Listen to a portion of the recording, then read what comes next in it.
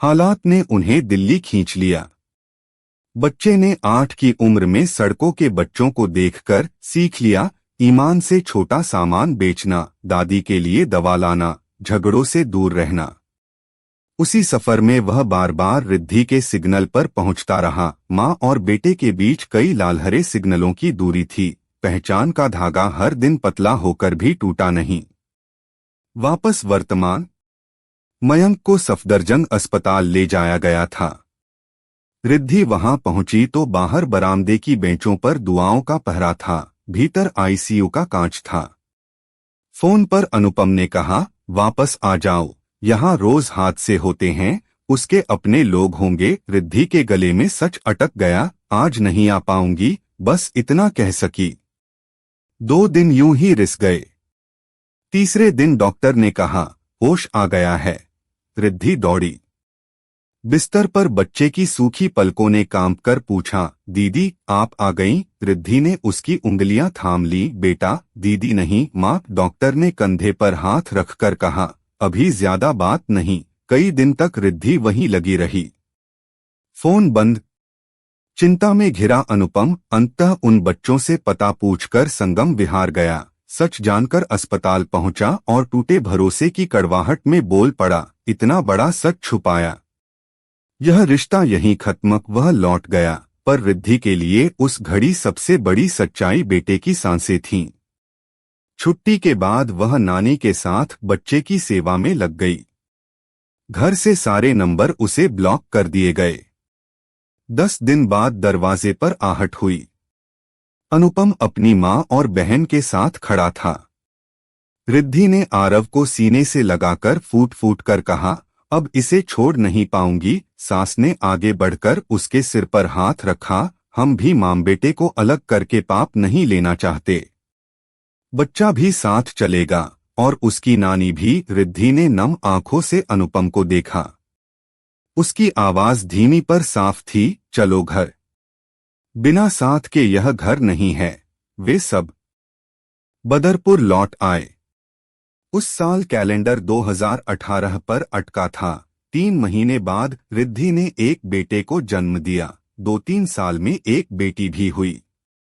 आरव जो सड़कों पर मयंक बनकर जीता रहा, अब अपने छोटे भाई बहन के साथ स्कूल, खिलौने, होमवर्क और रात की कहानियों वाली दुनिया में लौट आया।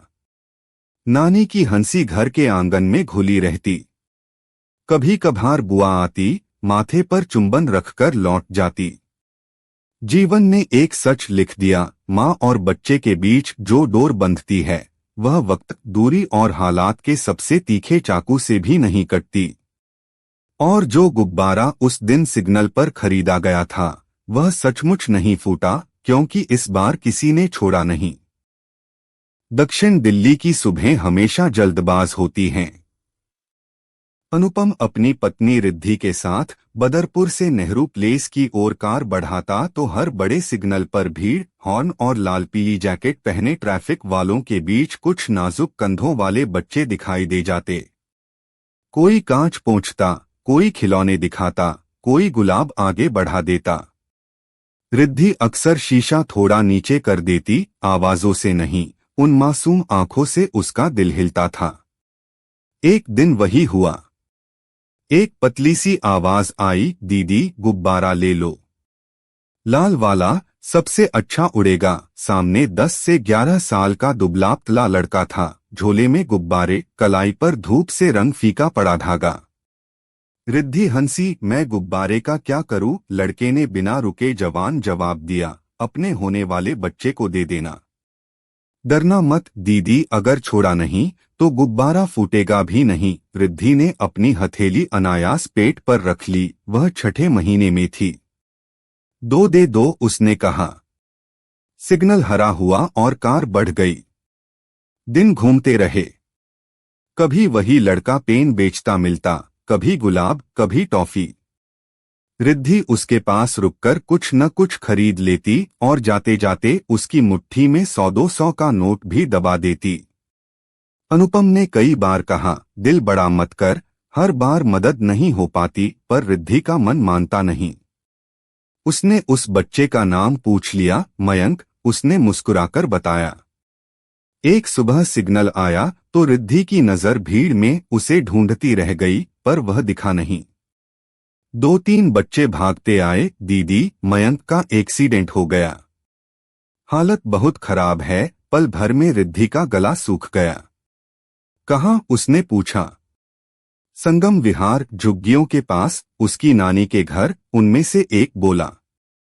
रिद्धि ने अनुपम से कहा, यहीं उतार दो, और खुद उन बच्चों के साथ ऑटो पकड़कर चल पड़ी। झुग्गी की तंग गली में एक बूढ़ी सी औरत चौखट पर बैठी थी, आंखों में धुंध, आवाज में नींद और नमक मिला हुआ।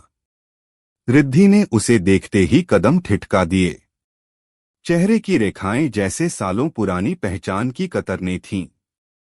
बूढ़ी औरत का होंठ कांपा, बिटिया, और वह फूट फूट कर रो पड़ी, तेरे बच्चे को बचा नहीं पाई। रिद्धि के कानों में शब्दों का शोर थम गया। मेरा बच्चा? उसके होंठ बुदबुदाए। आरव? बूढ़ी ने सिर हिलाया। रिद्धि ने अपना सिर दीवार से टिका दिया। 8 साल पहले छोड़ा गया 2-2.5 साल का आरव, क्या वह यही मयंक था? बहुत पीछे की दास्तान फिर से दरवाजा खटखटाने लगी। लखनऊ की रिद्धि ने किशोर उम्र की हठ में आरव के पिता से शादी कर ली थी, घर वालों के खिलाफ जाकर। शादी के बाद जल्द ही बच्चा हुआ, पर कुछ ही महीनों में सच सामने आया। पति अपराधी गिरोह से जुड़ा हिस्ट्री शीटर था। समझाने की कोशिश बेकार गई, और एक दिन दुश्मनों की गोलियों ने सब खत्म कर दिया। मायके वालों ने आंखें पोंछीं और उसे घर लिवा ले गए। जिंदगी बड़ी है, दूसरी शादी कर, पर शर्त है, बच्चे को पीछे छोड़ना होगा। आरव के दादा दादी ने कहा, यह हमारे बेटे की आखिरी निशानी है, हम संभाल लेंगे। रिद्धि ने रात भर तकिया भिगोकर अंत में पत्थर सा मन करके आरव को ससुराल में छोड़ दिया और लौट आई। समय बीता, उसकी दूसरी शादी अनुपम से हुई, पढ़ा लिखा, सादा स्वभाव, दिल्ली का कारोबार। पुराने पन्ने परिवार से छिपाकर ही शादी हो सकी। उधर कुछ साल बाद दादा का देहांत हुआ और घर की दीवारें शिकायतें उगलने लगीं, लड़का मुसीबत है, अनाथालय छोड़ आओ। बस एक आवाज थी जो हर बार दरार भर देती, नानी की। यह मेरा खून बचा है, नहीं छोड़ूंगी।